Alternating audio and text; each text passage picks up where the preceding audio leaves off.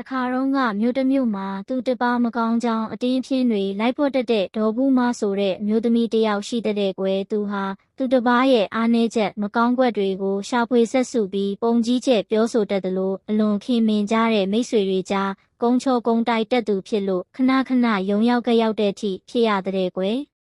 ဘလောက်ပဲအမှုပြဿနာတွေကြုံရဒေါ်ဘူးမဟာအတင်းဖြင်းပြောကဲ့ရဲ့တက်တဲ့ဝါသနာကိုမစွန့်လွတ်နိုင်ဘူးတဲ့ကွယ်သူ့အကြောင်းကိုသိကြတဲ့သူ့ပတ်ဝန်းကျင်ကလူတွေဟာသူ့ကိုအပေါင်းအသင်းတောင်မလုပ်ကြပေမဲ့လဲသူဟာနောင်တမရပဲအရင်လိုပဲပြဿနာတွေရှာနေတာပေါ့ကွယ်အဲ့ဒီမျိုးရဲ့တရားသူကြီးဟာဒေါ်ဘူးမကြောင့်ဖြေရှင်းရတဲ့အမှုပြဿနာတွေများလွန်းလို့စိတ်ညစ်နေရတဲ့ကွယ်နောက်ဆုံးတော့တရားသူကြီးဟာဆုံးမလို့လည်းမရဥပဒေနဲ့သတိပေးလို့လည်းမရတဲ့ဒေါ်ဘူးမကိုမျိုးစားမင်းထံတိုင်ကြားလိုက်တော့တယ်။မျိုးစားမင်းလည်းဒေါ်ဘူးမကိုအတင်းမပြောရကုန်းချောစကားမပြောရပြောလျင်နေနေတန်ပေးမည်လို့အမိန့်ချလိုက်ရတော့တဲ့ကွယ်ဒီတော့အတင်းအဖြစ်မပြောပဲမနေနိုင်တဲ့ဒေါ်ဘူးမဟာနေမထိထိုင်မသာနဲ့စိတ်မချမ်းမသာဖြစ်နေတာပေါ့။ဒါနဲ့သူဟာသူ့အကျင့်ကိုမဖြောင့်နိုင်တဲ့အတွက်ဈေးကနေကြက်တူရွေးတကောင်ဝယ်ပြီးသူပြောချင်တဲ့အတင်းဖြင်းစကားတွေကိုကြက်တူရွေးစီပြောပြတာတဲ့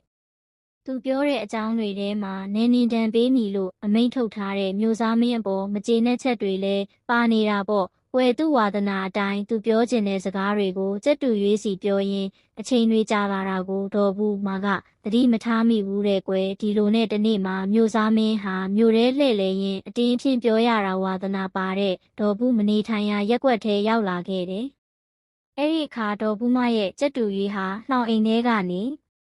အတုံးမကျတဲ့မျိုးစားမင်းအတုံးမကျတဲ့မျိုးစားမင်းလို့ထအော်လေတဲ့ကွယ်မျိုးစားမင်းလဲကြက်တူရွေးရဲ့စကားကိုကြားတဲ့အခါအလွန်တရာအမျက်ထွက်ပြီးအမှုထမ်းများကိုစုံစမ်းခိုင်းတာပေါ့မျိုးစားမင်းဟာအကြောင်းစုံတည်သွားပြီးဝါသနာကိုမစွန့်လွတ်နိုင်တဲ့ဒေါ်ဘူးမကိုမျိုးကနေအပီးတိုင်နှင်ထုတ်လိုက်တော့တဲ့ကွယ်